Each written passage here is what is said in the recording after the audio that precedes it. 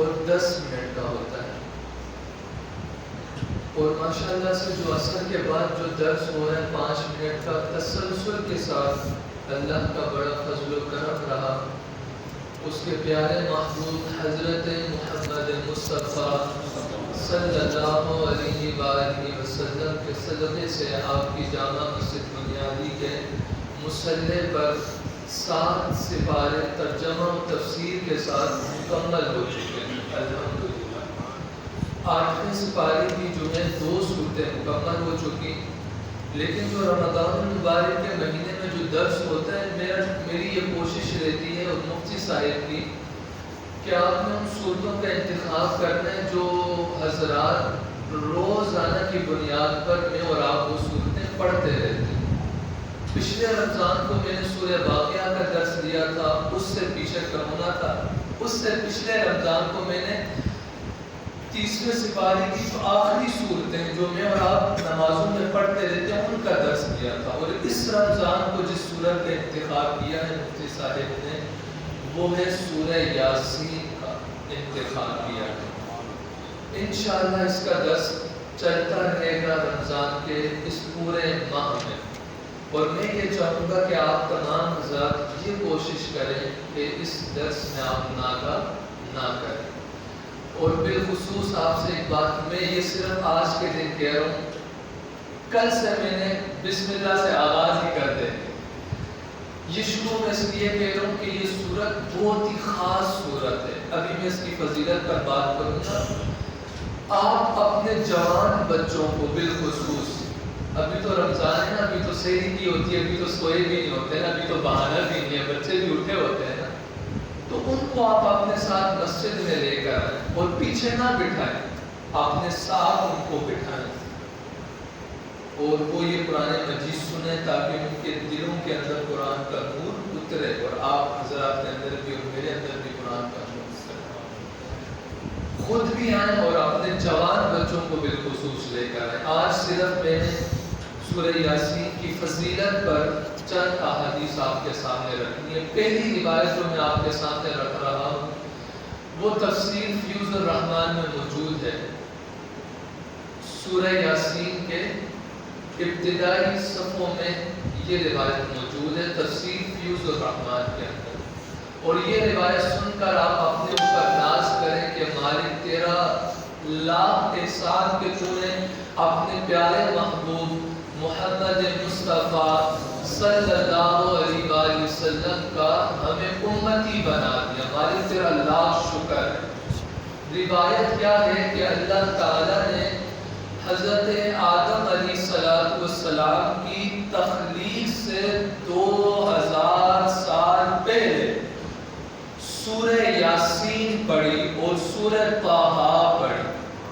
کس کی تخلیق سے؟ حضرت آدم علیہ السلام کی تخلیق سے پہلے 2000 سال پہلے، اور سورہ یاسین کا آغاز کس انداز سے ہوتا ہے؟ یاسین، اے محبوب مجھے، یہ جو یاسین ہے نا یہ نبی کریم صلی اللہ علیہ وسلم کے ناموں میں سے ایک نام ہے، تو آغاز کس انداز سے رب نے فرمایا؟ یاسین، محبوب والقرآن الحکیم، مجھے قرآن مجید کی قسم، جب آدم بھی نہیں تھے رب فرما رہا تھا محبوب تو میرا رسول ہے، علی صراط مستقیم، جب آدم بھی نہیں تھے رب فرما رہا تھا محبوب تو سیدھی راہ پر چل رہا ہے۔ اور آگے سنیے، جب اللہ تعالیٰ نے سورہ طٰہٰ اور سورہ یاسین پڑھی اپنی شان کے مطابق، تو فرشتوں نے کیا عرض کیا کہ مبارک ہو اس امت کو جس امت پر سورہ طٰہٰ اور سورہ یاسین نازل کی جائے۔ پھر فرشتوں نے کہا کہ برکت والی ہوں گی وہ زبانیں جن زبانوں پر سورہ یاسین اور سورہ طٰہٰ جاری ہوا کرے گی۔ پھر فرشتوں نے کہا کہ مبارک ہو ان لوگوں کو جو لوگ اپنے سینوں میں سورہ یاسین اور سورہ طٰہٰ کو محفوظ کر لیں گے۔ حضور کی شان تو براء البراء ہے، جب آدم نہیں تھے حضور کی امت کے تذکرے تب بھی رب فرشتوں کے سامنے چھیڑ رہا تھا. حضور کی شان تو برا البرا ہے. اور نبی کریم صلی اللہ علیہ وسلم نے فرمایا کہ مجھ محمد صلی اللہ علیہ وسلم کی یہ خواہش ہے کہ میرے ہر ایک امتی کو سورہ یاسین یاد ہو. ہر امتی کو. چلیں میں اور آپ, میں تو حافظ ہوں, اب میں یہ بات کر بھی نہیں سکتا. چلیں آپ پورا قرآن حفظ نہیں کر سکے تو نہ کر سکے, کوئی وجوہات بن کی چلے نہیں کر سکے, لیکن ماہ رمضان المبارک کی رحمتیں برکتیں ہم پر برس رہی ہیں. حضور کی ایک خواہش کو تو ہم اس ماہ میں پوری کر سکتے ہیں نا. بزرگوں سے لے کے جوانوں تک فجر کے بعد, ظہر کے بعد, عصر کے بعد, مغرب کے بعد, عشاء کے بعد قرآن کھول کر سورہ یاسین کو یاد کر لیا کر, تاکہ کل بروز قیامت رب ہم سے پوچھے میرے بندو تم لے کر کیا آئے ہو. ہم کہیں گے مالک بڑے گناہگار ہیں, سیاہکار ہیں, چولی میں کچھ نہیں, مالک پلے کچھ نہیں, پر ساری زندگی تیرے محبوب کی جو ایک خواہش تھی مالک اس خواہش کو ہم پورا کر کر آئے, اپنے سینوں میں سورہ یاسین کو محفوظ کر کر آئے. رب پھر اس دن کتنا خوش ہو رہا ہوگا ہم پر. ایک حضور کی ایک خواہش کو ہم پورا کر سکتے ہیں. اور یہ سورہ یاسین کتنی برکت والی ہے کہ نبی کریم صلی اللہ علیہ وسلم نے فرمایا ہر چیز کا دل ہوتا ہے, اور دل کا بھی دل سورہ یاسین ہے. اللہ اکبر, دل کا بھی دل سورہ یاسین. اور ایک اور روایت میں آیا کہ ہر چیز کا دل ہوتا ہے اور قرآن کا دل سورہ یاسین ہے.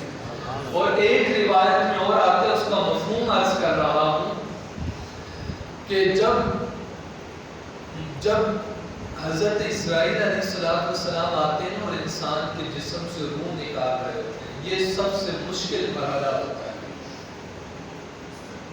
تو جب انسان کے بدن سے روح نکل رہی ہوتی ہے نا, بہت سارے تو مسکراتے مسکراتے اس دنیا سے چلے جاتے ہیں, لیکن بہت ساروں کے چہروں کو دیکھ کر زندہ یہ سمجھ رہے ہوتے ہیں کہ اس کے جسم سے جو روح ہے وہ بڑی مشکل سے نکل رہی ہے. تو حدیث مبارکہ میں آتا ہے جس شخص کے جسم سے روح سختی سے نکل رہی ہے, اس کے چہرے سے پتہ چل رہا ہوتا ہے, زد پڑ جاتا ہے, اس کی زبان دانتوں کے نیچے اٹک جاتی ہے, اس کے ہاتھ یوں کھلے کے کھلے رہ جاتے ہیں, اس کی آنکھیں گھوم جاتی ہیں, تو زندہ لوگ سمجھ جاتے ہیں کہ اس کے جسم سے روح جو ہے وہ مشکل سے نکل رہی ہے. تو حضور نے ارشاد فرمایا تم اس وقت سورہ یاسین کی تلاوت کرو, رب تعالیٰ اس مردے پر آسانی فرما دے گا. ایک اور روایت میں آتا ہے, اس کا مفہوم عرض کر رہا ہوں کہ عورت کے یہاں جب ولادت ہوتی ہے, ولادت ہو رہی ہوتی ہے, آپ جانتے ہیں یہ سب سے مشکل مرحلہ ہوتا ہے. بعض عورتوں کے یہاں ولادت بڑی آسانی سے ہو جاتی ہے, لیکن بعض عورتوں کے یہاں ولادت بڑی سختی سے ہوتی ہے, اور پھر ڈاکٹرز بھی یہ کہہ دیتے ہیں کہ ان کا آپریشن ہوگا. اور اگر ایک ہی عورت کا 2-3 مرتبہ یا 4 مرتبہ آپریشن سے بچہ ہو تو 5ویں مرتبہ ڈاکٹر کہتا ہے کہ اگر اب اس کا بچہ ہوا اور وہ بھی آپریشن سے ہوا تو اس بچے کی ماں اس دنیا سے جا بھی سکتی ہے. اور بعض ڈاکٹرز یہ کہہ دیتے ہیں کہ اب یہ صورتحال کرنا بھی, بعض منع ہی کر دیتے ہیں کہ اب بچے یہ پیدا کرنا بند کر دیں, کھلے لفظوں میں کہہ دیتے ہیں. لیکن جس عورت کے یہاں ولادت مشکل سے ہو رہی ہو, سختی سے ہو رہی ہو, حضور نے ارشاد فرمایا اس کے سامنے بھی سورہ یاسین کی تلاوت کرو, بچے کی ولادت آسانی سے ہو جائے. آخری روایت آپ کے سامنے پیش کر کے اجازت چاہوں گا. جس شخص نے نبی کریم صلی اللہ علیہ وسلم نے ارشاد فرمایا, جس شخص نے سورہ یاسین کو خالصتاً اللہ تعالیٰ کی رضا کے لیے, رب کو راضی کرنے کے لیے پڑھا, تو اللہ تعالیٰ اس کے پچھلے سارے گناہوں کو معاف فرمائے. اور میں کل انشاءاللہ اس سورت کا آغاز کر رہا ہوں. پہلی بات میں نے, اور قرآن کا جو ہے نا اصل مقصد جو ہے نا وہ ناظرہ پڑھنا نہیں ہے, اصل مقصد یہ کہ سمجھ کے پڑھنا ہے. اور ہم انسان اپنے اصل مقصد کو بلائے بیٹھا ہے. اصل مقصد دنیا میں آنے کا جو اصل مقصد تھا وہ ہم بلائے بیٹھے. قرآن کا جو اصل مقصد تھا اسے بلائے بیٹھے ناظرہ پڑھنے. ناظرہ پڑھنے سے ثواب ملے گا. جو اصل مقصد ہے وہ ہمارا پورا نہیں ہوگا. اصل مقصد تب پورا ہوگا جب ہم قرآن مجید کو سمجھ کے پڑھیں. اور میرا یہ یقین ہے جب آپ روزانہ بلا ناغہ آئیں گے اور سورہ یاسین کا درس سن کر جائیں گے، اس کے بعد جب سورہ یاسین آپ کھول کر بیٹھیں گے پڑھیں گے، تب آپ کو سورہ یاسین کو پڑھنے کا لطف بھی آ رہا ہوگا، مزہ ہی آ رہا ہوگا انشاءاللہ. بسم اللہ الرحمن الرحیم. اللہ کے نام سے شروع کرتا ہوں جو بہت ہی بڑا مہربان نہایت رحم فرمانے والا ہے. یاسین والقرآن الحکیم انک لمن المرسلین علی صراط مستقیم. اس سورت کا جو آغاز ہو رہا ہے وہ لفظ یاسین سے ہو رہا ہے. اور آپ کو کل بتلایا تھا کہ اللہ تعالیٰ نے اپنے پیارے محبوب حضرت محمد مصطفیٰ صلی اللہ علیہ وآلہ وسلم کے نام رکھے. ان ناموں میں سے ایک نام حضور کا یاسین بھی ہے. تو اس سورت کا آغاز کتنے پیارے انداز سے رب نے فرمایا. حضور کے نام سے سورہ یاسین کی ابتدا فرما رہا ہے. اور سورہ یاسین جو ہے وہ قرآن مجید کا دل ہے. اور مفسرین فرماتے ہیں اس کائنات کے دل امام الانبیاء ہیں صلی اللہ علیہ وسلم. تو اللہ نے کتنے خوبصورت انداز سے سورہ یاسین کا آغاز کیا کہ قرآن کے دل کا آغاز اس کائنات کے دل کے ذکر سے شروع فرما رہا ہے. فرمایا یاسین، اے محبوب محمد مصطفیٰ صلی اللہ علیہ وآلہ وسلم، حکمت والے قرآن کی قسم، بے شک آپ رسولوں میں سے ہیں اور محبوب آپ سیدھی راہ پر ہیں. جب نبی کریم صلی اللہ علیہ وآلہ وسلم نے اعلان نبوت کیا، کافروں سے کہا کہ تم مجھ پر ایمان لے کر آؤ، تم بتوں کے سامنے اپنی پیشانی کو نہ جھکاؤ، میرے رب کے سامنے اپنی پیشانی کو جھکاؤ. تو کافروں نے کھڑے ہو کر لوگوں کے سامنے یہ کہا تھا کہ لست مرسلا، ہم آپ کو رسول ہی نہیں مانتے، آپ اللہ کی طرف سے بھیجے ہوئے رسول نہیں ہیں. مثال کے طور پر اگر کوئی شخص ڈاکٹر ہو، اس کے پاس مریض علاج کرانے کے لیے آ رہے ہوں، اور کوئی شخص ان مریضوں کے سامنے کھڑا ہو کر کہے کہ یہ تو ڈاکٹر ہی نہیں ہے جس کے پاس تم اپنا علاج کرانے آ رہے ہو، تمہیں تو یہ بیوقوف بنا رہے، یہ ڈاکٹر ہی نہیں ہے. تو اس ڈاکٹر کا دل تو دکھے گا نا کہ میں نے کئی عرصہ یونیورسٹی میں پی ایچ ڈی کی ڈگری حاصل کرنے کے لیے کئی سال لگا دیے، آج ڈگری بھی میرے ہاتھ میں آ گئی اور یہ شخص ان لوگوں کے سامنے کھڑے ہو کر کہہ رہے کہ میں ڈاکٹر نہیں ہوں. اس کا دل تو دکھے گا نا.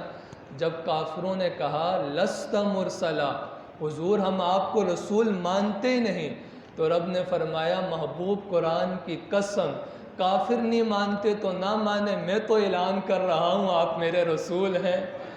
اور فرمایا محبوب انہیں چھوڑ دیں، اور کافروں کو پیغام دیا علی صراط مستقیم، تم بتوں کی پوجا کر رہے ہو، تمہیں یہ جہنم میں لے کر جائیں گے.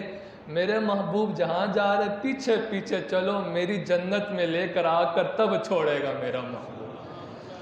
پھر آگے ارشاد فرمایا تنزیل العزیز الرحیم، عزت والے مہربان کا اتارا ہوا یہ قرآن ہے. دو صفتیں بیان ہوئیں، ایک ہے عزیز اور دوسری ہے رحیم. عزیز وہ رب جس نے یہ قرآن مجید نازل کیا ہے، وہ غالب ہے. کافرو تم آج میرے محبوب کو نہیں مان رہے تو نہ مانو، لیکن سن لو آج میرے محبوب کی تم گستاخیاں کر رہے ہو تو میں تم سے انتقام بھی لینے پر، تمہارا انتقام لینے پر تم پر قادر ہوں، میں تمہیں عذاب دینے پر قادر ہوں. اور پھر ساتھ ہی فرمایا الرحیم، محبوب جو تیرے پر ایمان لے کر آئیں گے میں ان پر رحیم بڑا ہوں. رب کتنا رحیم ہے. مفسرین فرماتے ہیں رب کی رحیمی یہ کم ہے، بادشاہ نوکروں کو منہ نہیں لگاتا.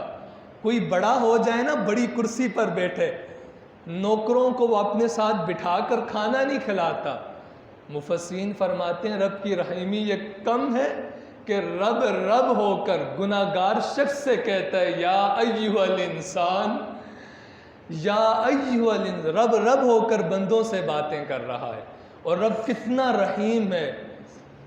ایک صحابی تھے نا، وہ چڑیا نے بچے دیے ہوئے تھے، چڑیا کے بچے چھوٹے چھوٹے ہوتے ہیں، کتنا رحیم ہے رب۔ تو وہ صحابی نا چڑیا کے چھوٹے چھوٹے بچوں کو نا گھونسلے سے اٹھایا اور اپنی جھولی میں ڈال دیا اور جھولی کو بند کر دیا۔ وہ صحابی رسول آگے نکلے نا تو ان چڑیا کے بچوں کی ماں اس صحابی کے ارد گرد نا چکر لگانے لگی اور چوں چوں کہتے ہوئے جدھر جدھر وہ صحابی جاتے یہ چڑیا بھی اس کے پیچھے پیچھے جاتی اس صحابی کی۔ تو وہ صحابی نا نبی کریم صلی اللہ علیہ وسلم کی بارگاہ میں آئے۔ اب امام الانبیاء تو سب کی بولی جانتے ہیں، رحمت بنا کر جو بھیجا ہے۔ تو حضور نے ارشاد فرمایا یہ تیری جھولی میں کیا ہے، ذرا جھولی کو کھولنا۔ تو جب اس صحابی نے جھولی کو کھولا نا تو جھولی کے اندر چھوٹی چھوٹی چڑیوں کے بچے تھے۔ جیسی صحابی نے وہ جھولی کھولی نا، جو ماں تھی نا وہ ایک دم صحابی کے جھولی میں اپنے بچوں پر بچھا کر بیٹھ گئی، گویا کہ اس چڑیا نے اپنے آپ کو بچوں کے لیے اس صحابی کی جھولی میں آ کر قید کر لیا۔ حضور نے ارشاد فرمایا ان چڑیا کے بچوں کو اس کے گھونسلے پر چھوڑ کر آ جاؤ۔ اور پھر حضور نے جاتے جاتے صحابی سے کہا اے صحابی، چڑیا کو اپنے بچوں سے کتنی محبت تھی، کتنا پیار تھا، تو نے اس کے بچوں کو قید کیا تھا، اس کی ماں تو آزاد تھی نا، لیکن چڑیا کو اپنے بچوں سے کتنی محبت، اپنے بچوں کے لیے اپنے آپ کو قید کرا دیا۔ یہ ایک ماں کی محبت ہے، لیکن مجھ محمد کا رب اپنے بندوں پر اس سے بڑھ کر محبت کرتا ہے صلی اللہ علیہ وسلم۔ سال کے 11 مہینے ہم گناہ کرتے رہے، نمازیں نہیں پڑھی، رب کے حکموں کو توڑا، 1 مہینہ فجر میں آ گئے، رونق لگی ہوئی ہے پیچھے، رمضان سے 1 مہینہ 1 دن پہلے آتے تو یہ صف بھی پوری نہیں تھی۔ کتنے گناہگار رب کے دروازے پہ آئے، رب چاہتا تو ہمیں بھگا دیتا، ہمارے گناہوں کو کھول کر رکھ دیتا، لیکن رب کتنا رحیم ہے۔ رب کہہ رہے میرے بندو آؤ، آئے دیر سے ہو لیکن آئے تو ہو نا، آ جاؤ میری بارگاہ میں۔ رب نے پھر بھی ہمیں نہیں بھگایا۔ تنزیل العزیز الرحیم، وہ رب بڑا عزت والا بھی ہے، غالب بھی ہے اور اپنے بندوں پر بڑا مہربان بھی ہے۔ لِتُنذِرَ قَوْمًا مَّا أُنذِرَ آبَاؤُهُمْ فَهُمْ غَافِلُونَ، تاکہ اے پیارے محبوب صلی اللہ علیہ وسلم آپ اس قوم کو ڈرائیں جس کے باپ دادا کو نہ ڈرایا گیا ہو تو وہ غفلت میں پڑے ہوئے ہیں۔ لَقَدْ حَقَّ الْقَوْلُ عَلَىٰ أَكْثَرِهِمْ فَهُمْ لَا يُؤْمِنُونَ، بے شک ان میں اکثر پر بات ثابت ہو چکی ہے تو وہ ایمان نہیں لائے۔ حضرت عیسیٰ علیہ السلام کو جب اٹھا لیا گیا تو جب نبی کریم صلی اللہ علیہ وسلم کی پیدائش ہوئی، اس درمیان 500 سال کا فاصلہ تھا کہ کوئی نبی کافروں کی طرف ڈر سنانے کے لیے نہیں آیا۔ تو رب نے فرمایا محبوب آپ کو اس قوم کی طرف بھیجا جا رہا ہے جس کے باپ دادا بھی نہیں ڈرائے گئے اور وہ کفر میں غفلت میں پڑے ہوئے ہیں۔ آپ آئیں اور آپ اپنی میٹھی زبان سے ان غفلت میں پڑے ہوئے لوگوں کو جگائیں تاکہ یہ دین کی طرف آئیں۔ اور پھر آگے فرمایا کہ کچھ کافروں پر بات حق ثابت ہو چکا ہے لیکن پھر بھی وہ ایمان نہیں لے کر آتے۔ ابو جہل کی مٹھی ہے اور کنکریاں ہیں، ابو جہل نے اپنی آنکھوں سے دیکھا مٹھی میری ہے لیکن کنکریاں محمد عربی کا کلمہ پڑھ رہی ہیں، حق ثابت ہو چکا لیکن پھر بھی یہ ایمان نہیں لے کر آئے۔ کیوں نہیں لے کر آئے؟ تکبر کی وجہ سے، حسد کی وجہ سے، کہ اگر ہم ایمان لے آئے تو ہماری سرداریاں ہی چلی جائیں گی۔ ہم حضور پر ایمان لے کر آگے تو ہمیں سردار کہنے والا کوئی نہیں بچے گا۔ بلال حبشی سے پوچھو، غلام تھے، حضور کی غلامی میں آئے تو حضور نے کعبہ کی چھت پہ کھڑا کر دیا اور کہا بلال کعبے کی چھت پہ کھڑا ہو جا، ابو بکر و عمر عثمان و علی نیچے کھڑے ہو کر تیری اذان سنیں گے۔ بلال سے پوچھیں نا، سرداریاں تو حضور کے قدموں کے صدقے ملتی ہیں۔ کافر یہ سمجھتے تھے کہ ہم حضور کی غلامی میں آگے، سرداریاں چلی جائیں گی۔ پیچھے یہ تھا کہ تکبر کی وجہ سے یہ ایمان نہیں لے کر آئے۔ نے ان کی گردنوں میں توپ ڈال دیے ہیں تو وہ تھوڑیوں تک ہیں اور وہ اوپر کو اٹھائے ہوئے ہیں۔ اس آیت کریمہ میں اللہ تعالیٰ نے ارشاد فرمایا کہ کافروں کے گلوں میں توپ ڈالے ہوئے ہیں، جو سینے سے لے کر ان کی تھوڑیوں تک لوہے کا کوئی گول سی چیز آپ لیں، جس طرح لوہے کے پائپ ہوتے ہیں، تو توک اسے کہتے ہیں کہ وہ گول سا ہو، لوہے کا ہو اور گلے میں ڈال دیا جائے۔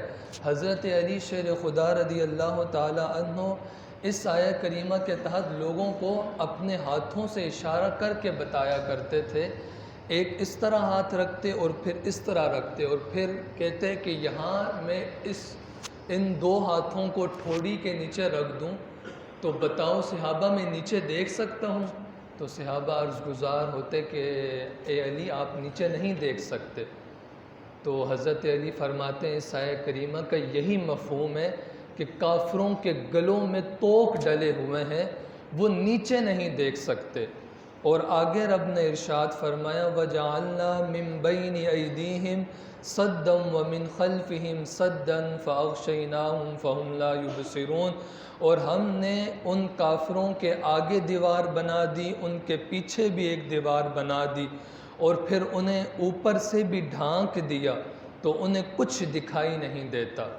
ان آیہ کریمہ کا شان نزول یہ ہے کہ ابو جہل اور ولید بن مغیرہ اور اس کا ایک اور دوست تھا، ان تینوں میں سے ابو جہل نے یہ ارادہ کیا کہ آج اگر میں نے نبی کریم صلی اللہ علیہ وسلم کو نماز کی حالت میں دیکھا تو معاذ اللہ ثم معاذ اللہ میں نبی کریم صلی اللہ علیہ وسلم کو شہید کر دوں گا۔ اس ناپاک ارادے سے یہ نہ گیا، اسے تو پتہ ہی نہیں تھا رب نے اپنے محبوب کی حفاظت کا ذمہ اپنے ذمہ کرم پر لیا ہے۔ جب حضور اس دنیا میں آئے صلی اللہ علیہ وآلہ وسلم تو حضور کی والدہ، حضور کے والد، حضور جب اس دنیا میں آئے تو آپ کے والد نہیں تھے، اور پھر چند ماہ گزرے تو آپ کی والدہ بھی اس دنیا سے چلی گئیں۔ تو فرشتے عرض گزار ہوئے مالک جس کے لیے تو نے یہ کائنات سجائی، نہ اس کا والد ہے نہ اس کی ماں ہے، اسے پالے گا کون، اس کی حفاظت کون کرے گا، اس کی مدد کون کرے گا؟ تو رب نے فرمایا فرشتوں پریشان کیوں ہوتے ہو، انا حافظہ و انا ناصرہ، اپنے محبوب کی حفاظت بھی میں کروں گا اور مدد بھی میں خود کروں گا۔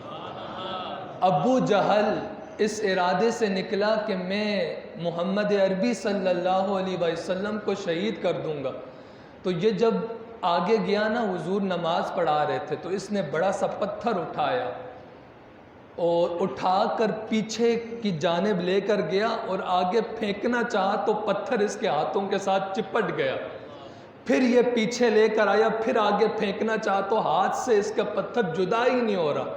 تیسری مرتبہ جب اس نے پھینکنا چاہا نا، اس پتھر کا وزن اتنا زیادہ ہو گیا کہ اس کی گردن میں آ کے اٹک گیا۔ یہ بھاگتا بھاگتا آیا اور اپنے دو ساتھیوں کو کہنے لگا میرے ساتھ تو یہ ماجرا ہو گیا۔ ولید بن مغیرہ کہنے لگا تو سب سے بڑا ڈرپوک انسان ہے، تو سامنے کچھ ہوتا ہے پیٹھ پیچھے کچھ اور ہوتا ہے، میں جاؤں گا اور میں پتھر اٹھاؤں گا اور محمد عربی صلی اللہ علیہ وسلم کا معاذ اللہ ثم معاذ اللہ سر کچل کے رکھ دوں گا، معاذ اللہ ثم معاذ اللہ۔ تو ولید بن مغیرہ آیا نا، اس نے پتھر اٹھایا، آگے گیا نا، اس ناپاک ارادے سے پتھر کو اٹھا کے پھینکنے لگا، رب نے اس کی بینائی چھین لی، سنائی دیتا تھا لیکن دکھائی نہیں دیتا تھا، یہ بھی بھاگتے بھاگتے آ گیا۔ تو اس نے بھی اپنا یہ سارا واقعہ بیان کیا۔ تیسرے نے کہا تم دونوں جھوٹے ہو، تم دونوں بزدل ہو، ڈرپوک ہو، میں جاتا ہوں اور میں یہ کام کر کے آتا ہوں. جب تیسرا آیا نا، رب نے لے رکھا تھا نا حفاظت کا ذمہ، جب یہ آیا نا اس نے پتھر اٹھایا تو یہ الٹے پاؤں بھاگا، منہ کے بل نیچے گرا اور بھاگتا بھاگتا دونوں کی طرف آیا. کہا تم دونوں نے جو دیکھا وہ حق دیکھا، میں نے اس سے بھی خطرناک منظر دیکھا. کہا تو نے کیا دیکھا؟ کہا ایک جب میں پتھر پھینکنے لگا نا تو ایک بہت بڑا سانڈ آیا جس کے دانت لمبے لمبے تھے، سینگ بھی تھے، وہ میری طرف بھاگ رہا تھا. اگر میں ایک قدم بھی آگے بڑھاتا تو وہ مجھے ختم کر کے رکھ دیتا. تو رب نے فرمایا محبوب یہ تجھے اس دنیا سے مٹانے کی کوششیں کر رہے ہیں، میں نے تو انہیں اندھا کر کے رکھ دیا ہے. یہ دیکھ ہی نہیں سکتے، نہ اوپر دیکھ سکتے ہیں، نہ آگے دیکھ سکتے ہیں، نہ پیچھے دیکھ سکتے ہیں. وَسَوَاءٌ عَلَيْهِمْ أَأَنذَرْتَهُمْ أَمْ لَمْ تُنذِرْهُمْ لَا يُؤْمِنُونَ. اور تمہارا انہیں ڈرانا اور نہ ڈرانا برابر ہے. محبوب وہ ایمان نہیں لے کر آئیں گے. جب لوگوں کے دل سخت ہو جائے نا، پھر ان کے سامنے آپ 10 احادیث سنائیں، قرآن مجید کی آیات رکھیں کہ کل بروز قیامت تمہیں حساب دینا، سیدھی راہ پہ چلو. جب کسی کا دل سخت ہو جائے نا، پھر وہ کہتے ہیں تو وڈا مولوی آیا، نکل یہاں سے، تو بڑی 4 دن ہوئے تو نیک باتیں کرنے شروع ہوئے، تیرے ماضی کا ہم اچھے طریقے سے جانتے، تو نکل یہاں سے، تو نے ابھی داڑھی رکھ لی، سر پہ ٹوپی سجاتی اور تو ہمیں دین سکھانے آئے. یار اس کے ماضی کو نہ دیکھو، اس کے حال کو دیکھو. نیک تو بن گیا نا، نیکی کی دعوت دے رہے تو اس کی دعوت کو تم قبول تو کرو نا. آج اس نے نیک کام کرنا شروع کیا اور تم اس کا ماضی یاد دلا رہے ہو. ایسا تو نہ کرو نا. تو جس کے دل سخت ہو جاتے ہیں پھر وہ حق بات بھی سننے کو تیار نہیں ہوتے. کافروں کے دل سخت ہو گئے. محمد عربی صلی اللہ علیہ وسلم قرآن پڑھ پڑھ کے سنا رہے ہیں، جن کی انگلیوں کے اشارے سے چاند 2 ٹکڑے ہو گیا، عصر کے وقت پہ پلٹ کے سورج آ گیا، درخت جڑوں سمیٹ اٹھ کر آتا ہے اور کہتے ہیں السلام علیکہ یا رسول اللہ. اس محمد عربی صلی اللہ علیہ وسلم کی میٹھی زبان سے جب یہ قرآن نکلتا ہے تو لوگوں کے دل تو موم کی طرح پگھل جاتے ہیں، لیکن کافر حق بات سننے کو تیار نہیں تھے. تو رب نے فرمایا محبوب انہیں چھوڑ دیں. اچھا آگے کیا ارشاد ہے؟ محبوب انہیں چھوڑیں، یثرب آ جائیں، شہر مدینہ آ جائیں. بلال حبشی آپ کا پیغام سننے کے لیے تیار کھڑا ہے، اور مصعب بن عمیر آپ کا پیغام سننے کے لیے تیار کھڑا ہے. آپ ان کو آ کر پیغام دیں. انما تنذر من اتبع الذکر وخشی الرحمن بالغیب فبشرہ بمغفرۃ واجر قریب. محبوب، اے پیارے محبوب صلی اللہ علیہ وسلم، آپ اسے ڈر سناتے ہیں جو نصیحت کی پیروی کرے اور رحمان سے بغیر دیکھے ڈرے تو اسے بخشش اور عزت کے ثواب کی بشارت دے. جو لوگ دین کی راہوں پہ چلتے ہیں وہ آپ کو نصیحت کرتے ہیں، ان کی نصیحت کو قبول کریں اور پھر رب کے بغیر دیکھے رب سے ڈریں، یہ خوف بھی اپنے دل میں ڈالیں، تو ان کے لیے 2 بشارتیں ہیں. رب انہیں بخشے گا بھی اور اجر کریم کا ثواب بھی عطا فرمائے گا. آخری آیہ کریمہ انا نحن نحیی الموتى ونکتب ما قدموا وآثارهم وکل شیء احصیناہ فی امام مبین. بے شک ہم مردوں کو زندہ کریں گے اور ہم لکھ رہے ہیں جو عمل انہوں نے آگے بھیجا. اور آگے بھیجنے سے کیا مراد ہے؟ جو آج ہم نمازیں پڑھ رہے ہیں، صدقہ و خیرات کر رہے ہیں، ہم نمازیں پڑھ رہے ہیں، ہمیں ثواب ملتا ہے کہ اتنی نیکیاں آپ کو دی جاتی ہیں ایک فرض پڑھنے پر، نفل پڑھنے پر، سنتیں پڑھنے پر. لیکن یہ ہمیں نیکیاں کب ملے گی؟ کل بروز قیامت ملیں گی. تو یہ نیکیاں ہم کل بروز قیامت کے لیے سیو کر رہے ہیں. رب فرماتا ہے جو تم آگے بھیج رہے ہو ہم وہ بھی لکھ رہے ہیں، اور ان کے پیچھے چھوڑے ہوئے نشانات کو اور ایک ظاہر کر دینے والی کتاب میں ہر چیز ہم نے شمار کر رکھی ہے. اس بات پر میں آپ کی توجہ چاہوں گا. 2 طرح کے انسان ہوتے ہیں، جب وہ جاتے ہیں تو کسی نیک چیز کی بنیاد رکھ کر اس دنیا سے چلے جاتے ہیں. تو جب تک وہ نیک چیز کی بنیاد رہتی ہے لوگ اس سے فائدہ اٹھاتے رہتے ہیں اور قبر کے اندر اس بندہ مومن کو اس کا ثواب مل رہا ہوتا ہے. اور دوسرا وہ شخص ہوتا ہے کہ جب وہ جاتا ہے اس دنیا سے تو اپنے پیچھے گناہوں کی بنیاد چھوڑ کے جاتا ہے. جتنے لوگ اس گناہ کی بنیاد سے گناہ کماتے رہتے ہیں تو قبر کے اندر اس کو اس کا عذاب مل رہا ہوتا ہے. نبی کریم صلی اللہ علیہ وسلم نے ارشاد فرمایا 3 چیزیں ایسی ہیں کہ جب بندہ مر جاتا ہے تو قبر کے اندر اس کے نام اعمال میں نیکیاں لکھی جا رہی ہوتی ہیں. پہلی چیز صدقہ جاریہ. آسان سی مثال آپ کو دے دوں. آپ کی جامع مسجد بنیادی میں واش رومز بنے ہیں اور پھر وضو خانہ بنا ہے. جتنے لوگ اس وضو خانے میں آ کر وضو کرتے ہوں گے، جس صاحب نے بنایا ہے اگر وہ سو بھی رہے ہو نا اور یہاں پر آ کر وضو کر رہے ہوں، وضو آپ کر رہے ہیں، جتنی نیکیاں آپ کو مل رہی ہیں انہیں بھی اتنی نیکیاں مل رہی ہیں. یہ صدقہ جاریہ ہے. وہ اس دنیا سے چلے جائیں گے، جب تک آپ ادھر آ کر وضو کر رہے ہوں گے ثواب انہیں مل رہا ہوگا. دوسری چیز کہ انسان اپنی اولاد کو ایسا بنا جائے کہ باپ کے جانے کے بعد، ماں کے جانے کے بعد رات کی تنہائی میں اٹھ کر دونوں ہاتھوں کو اٹھا کر وہ اولاد یہ کہہ سکے مالک میرے ماں باپ کو بخش دے. رب تعالیٰ قبر کے اندر اس کے باپ کی قبر پر اپنی رحمتوں کا نزول فرماتا ہے. اور تیسری چیز یہ ہے کہ انسان کوئی دین کا کام کر جائے. جیسا کہ میں نے قرآن مجید حفظ کیا ہے، میں جب مصلی پہ کھڑے ہو کر نماز پڑھاتا ہوں، قرات کرتا ہوں، اس کا ثواب میرے استاذ محترم کو پہنچ رہا ہوتا ہے.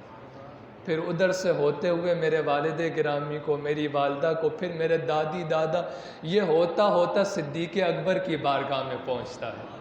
پھر صدیق اکبر کی بارگاہ سے ہوتے ہوئے نبی کریم صلی اللہ علیہ وسلم کی بارگاہ میں آتا ہے. یہ 3 چیزیں ایسی ہیں. اور پھر آخری بات کہ کچھ لوگ ایسے ہوتے ہیں جو اپنے پیچھے گناہوں کی بنیاد چھوڑ کے چلے جاتے ہیں. آسان سی مثال، آپ اس روڈ سے سیدھا جائیں، آگے آپ کو سینما نظر آئے گا. جس شخص نے یہ سینما بنایا یہاں کوئی نیکی کا کام ہوتا ہے؟ جوانوں ہاں یا نا میں جواب تو دے دو نا. تو جب تک جوان یہاں پر آ کے اپنی نظروں کو ناپاک کریں گے، اپنے دل کو ناپاک کریں گے، جس شخص نے یہ سینما بنایا اس کو جتنا گناہ دیکھنے والوں کو مل رہا ہے وہ سارا گناہ ہوتے ہوتے جس نے یہ بنایا اس کو مل رہا ہے. جو لوگ گانے لکھتے ہیں اور گانوں کو پھر آگے پھیلاتے ہیں، آج کا نوجوان تو اس وقت سوتا نہیں جب تک وہ اپنے گانوں میں ہینڈ فری لگا کے گانے سن نہ لے.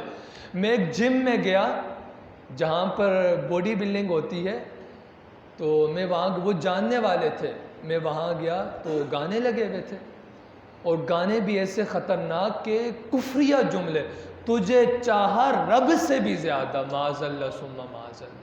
یہ ہم کس حد تک گر گئے دین سے دور ہو کر، تجھے چاہا رب سے بھی زیادہ. ذرا ان جملوں پر غور تو کریں. تو میں نے کہا آپ جو ہے یہ گانوں کو بند کرا کر جو حلال طریقے سے جو لوگ آتے ہیں جم کر کے چلے جائیں.